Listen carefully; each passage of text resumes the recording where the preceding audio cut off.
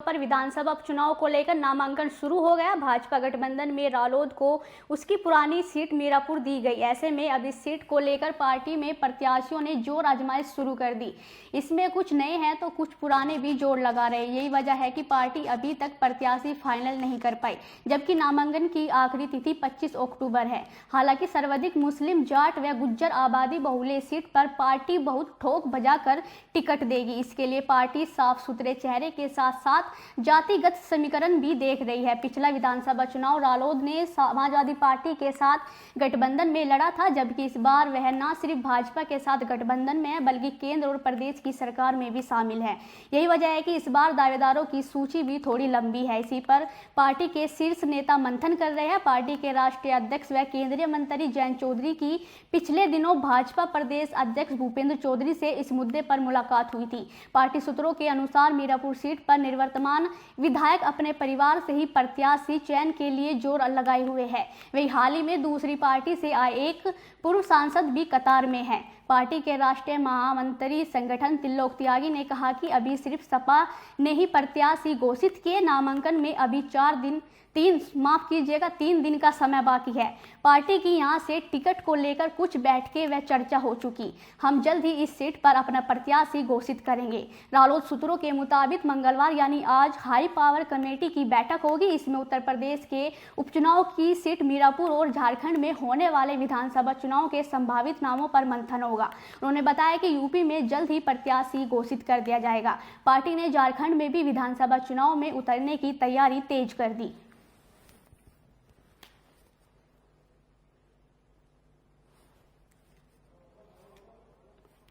और इसी खबर पे जानकारी साझा करने के लिए editor in chief Rahul Rana का रुख करेंगे। राहुल राणा जी, आपसे जानना चाहेंगे, मीरापुर जो सीट है वहां पे सपा और बसपा ने भी अपने प्रत्याशी जो है वो फाइनल कर दिए, लेकिन जयंत चौधरी ने अब तक अपना प्रत्याशी नहीं उतारा, तो क्या कुछ आपके पास जानकारी है? बिल्कुल, देखिए निशु, आपको बता दूं जो है एनडीए की बैठक हो चुकी है और उस बैठक में प्रत्याशी के नाम को लेकर फाइनल मोहर लग चुकी है।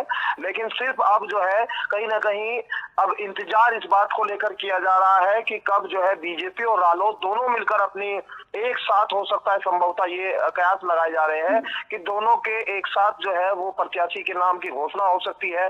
रालोद को एक सीट मीरापुर की जहां पर मिली है उस पर भी नाम लगभग फाइनल हो चुका है और यहाँ पर जो उनके प्रत्याशी जो उन्होंने बताया उनको लेकर इशारा कर दिया गया है और कहीं ना कहीं जो दस्तावेज है वो भी कंप्लीट कर लिए गए हैं। सिर्फ औपचारिक ऐलान की घोषणा होनी है।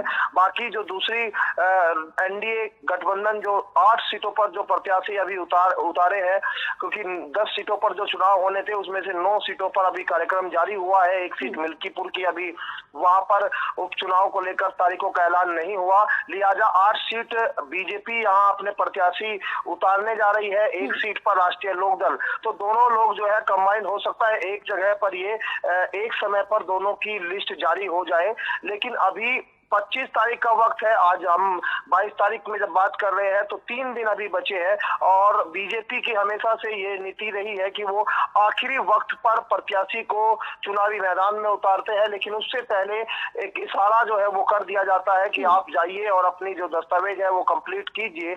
लेकिन आखिरी मौके पर एक सस्पेंस बनाने की कोशिश यहाँ पर हो रही है।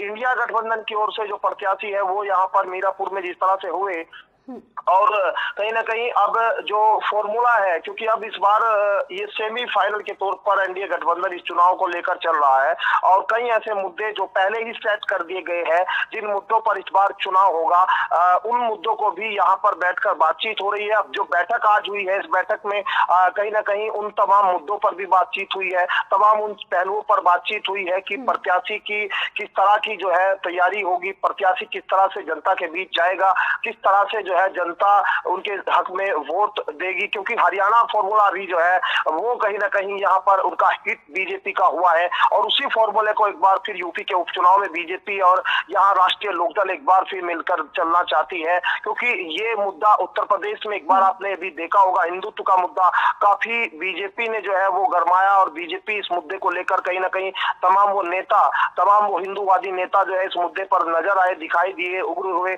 लेकिन साफ तौर पर आप देखिए देखिए कि अभी आज की बैठक और बैठक में यहाँ प्रत्याशियों के नाम को लेकर हुआ मंथन, अब ये साफ संकेत के ये माना जा रहा है कि हो सकता है कि आज, क्योंकि जो जानकारी है कि आज शाम तक प्रत्याशियों के नाम फाइनल लिस्ट जो है वो सामने आ जाएगी, क्योंकि अभी ये भी कहीं एक जानकारी जो मिल रही थी कि बुधवार को भी सुबह में प्रत्याशियों की लिस्ट जारी कर सकते हैं, लेकिन फिर जो सूत्र बता रहे हैं कि हो सकता है कि आज शाम के ही संभवता है कि प्रत्याशियों के नाम फाइनल लिस्ट हो गए।